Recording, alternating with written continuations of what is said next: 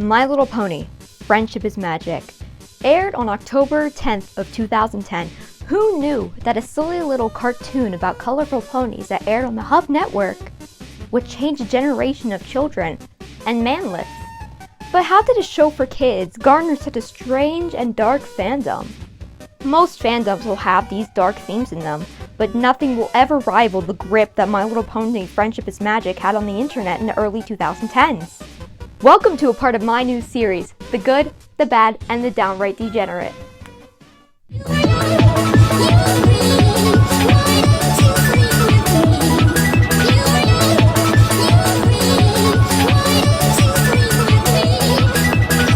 It's a bit strange to start the last part of the series being the first part that I record, which is Degenerates, obviously.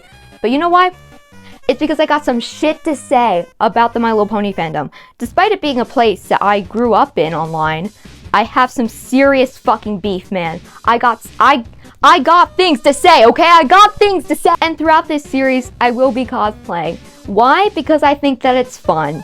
To be able to understand where Bronies came from, we have to discuss the origins of Bronies, and even the term, which comes from none other than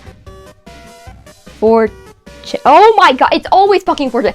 Every single time, anything on the internet, it's always 4chan birthed Brony through their ironic shit posting called pony posting on the cartoons board. Unfortunately, everyone else on 4chan did not like that at all. They are the only fandom so far on 4chan to have a board dedicated to it, /MLP, and even create a lot of drama, including their own rule, no pony posting, a rule that is still withheld today, a decade later. There was even a short-lived political board for My Little Pony called /MLPoll, which created... Oh, yeah, so it didn't really create the best things, I'm gonna be honest. It's a good thing that that board, died really quickly. It did unite Neo and Pony fans, though. But other than being created by 4chan, what makes the fandom so evil and dark and has such a bad reputation? I mean, yeah, fan creations can be scary, but it can't be that bad, right? Right? Come on, right?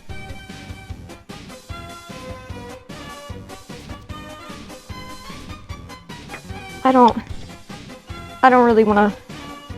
I don't really want... Oh, shit!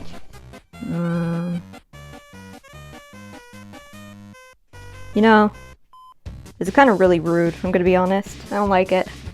Cupcakes, Smile HD, Rainbow Factory, Lil Miss Rarity. If you had unrestricted internet access in the early 2010s, I know you are familiar with those names. Whether you like it or not, we're all fucking familiar with it. We all know, unfortunately. Cupcakes holds a very special place in my heart. I was traumatized by it around the 4th grade, and then began drawing it rapidly. Until I was caught by my parents, and then very promptly grounded, because do not draw ponies killing each other, that is bad. I guess. I don't, they were bad drawings. I got in way too much trouble for little cartoon ponies, honestly. I still resent it. Cupcakes, it's a creepypasta written by Drecker Jones, also known as Sergeant Sprinkles. It's a grimdark fan fiction where Pinkie Pie murders Rainbow Dash, and you'll never guess what she does to her body. Yeah, she turns it into cupcakes. You guessed it! You guessed it! One of the first My Little Pony grimdark fan fictions to gain a lot of popularity within the fandom, even causing animations and comics to be made of it. You're most likely familiar with these two, and we'll get to this one in a little bit. Do not worry.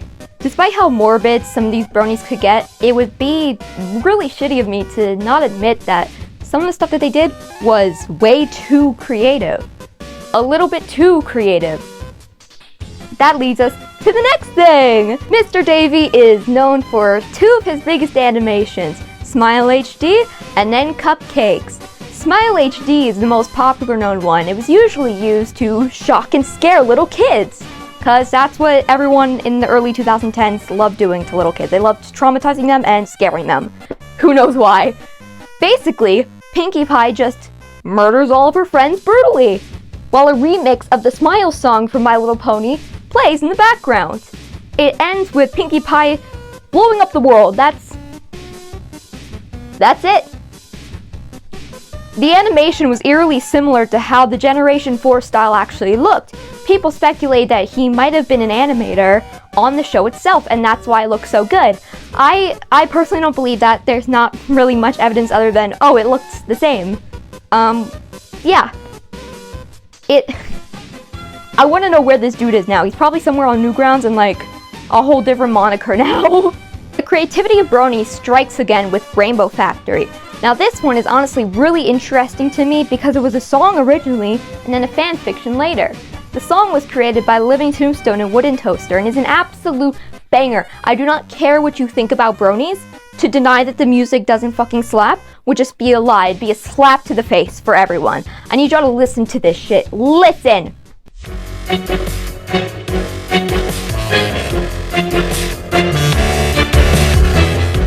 Like the lyrics entail, it's about the darker side of Cloudsdale and how they kill worthless ponies to turn them into rainbows. They take their life force and their blood and they turn it into rainbows, and it's beautiful, and everyone looks at rainbows and it's like, wow, that's really neat, and they don't even know what's going on. They ain't in Cloudsdale, they don't know what's going on. It even calls its own spin-off songs, like Awoken, which, chef's kiss. It's so good for no reason. It goes crazy hard. And okay, yeah, no, that leaves me to talk about Little Miss Rarity, which I'm not the happiest to talk about, I'm gonna be honest. I wouldn't really call Little Miss Rarity a grimdark fan fiction. Rather, I would call it Uragura, which is erotic gore. I didn't come up with the name. I don't want to be responsible for it. Basically, it's a story with a sadomasochist Rarity who got injured, cuts her horn out. It has like a little gem, I don't know, her horn power. She's this horny little goblin creature who tortures people, tortures herself. It was oddly sexual. When I was looking up photos to put here, I was jump scared by porn. Yeah, there's no way of going around that. I was jump scared by prawn of Little Miss Rarity. It had an entire Tumblr blog dedicated to it. That's mainly what it was. It was a story and also a Tumblr blog where you could ask Little Miss Rarity questions.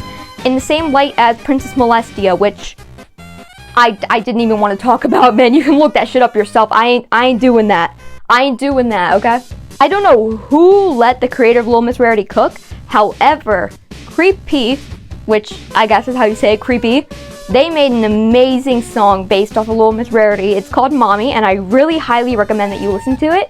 It's probably my favorite piece of Little Miss Rarity media, because the song just goes, I keep saying it, it goes insanely hard, and I mean it, okay?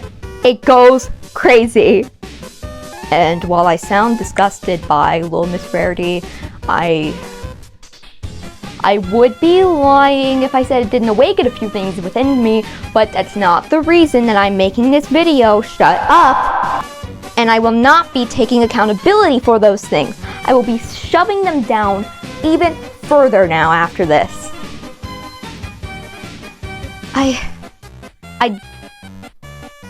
If it's another jump scare, I'm gonna be really pissed off. You know that, right? I don't even know where you're coming from, man. Oh. I can't show that. I can't. Is that? I can't show this on YouTube. This is just. What do you want me to do about that, man? My least favorite internet rule will always be Rule 34, and you know exactly where this is going. If it exists, there's it.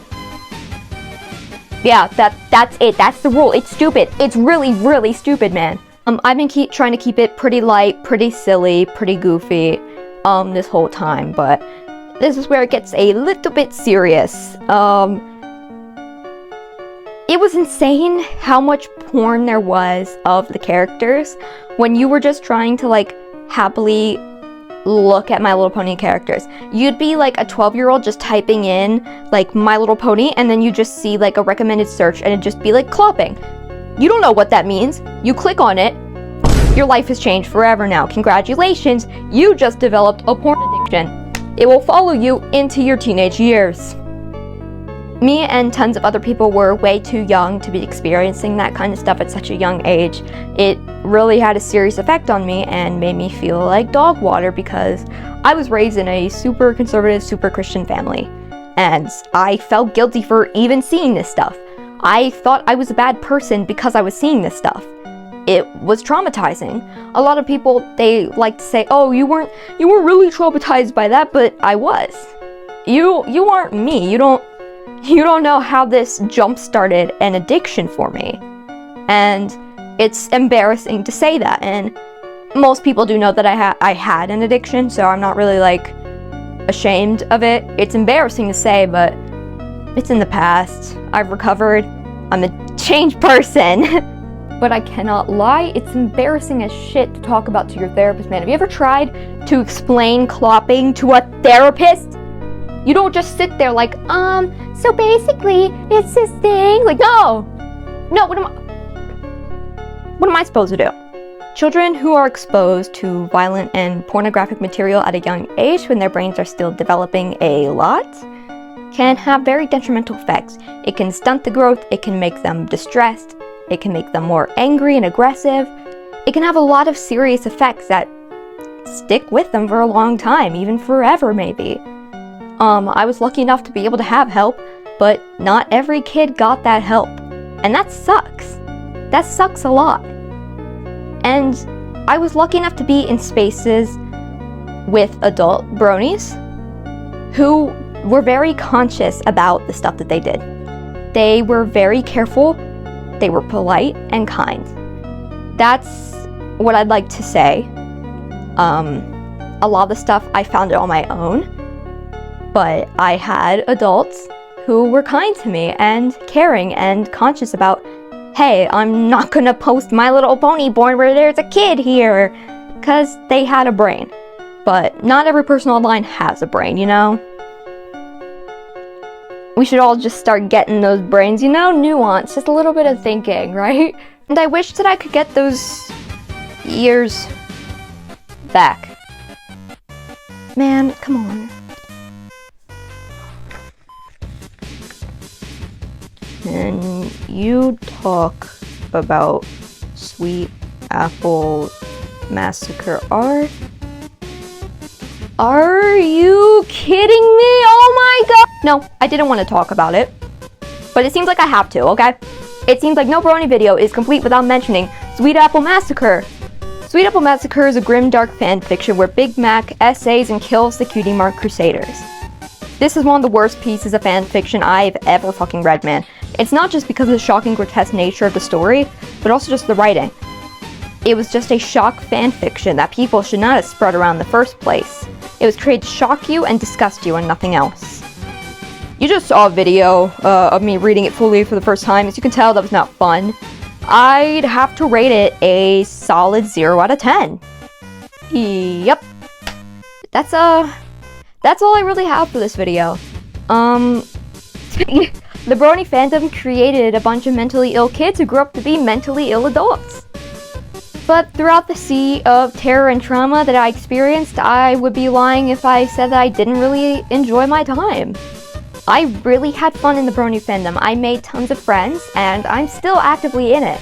I'm just a lot more conscious and aware now, because I'm not a kid anymore. I'm 19.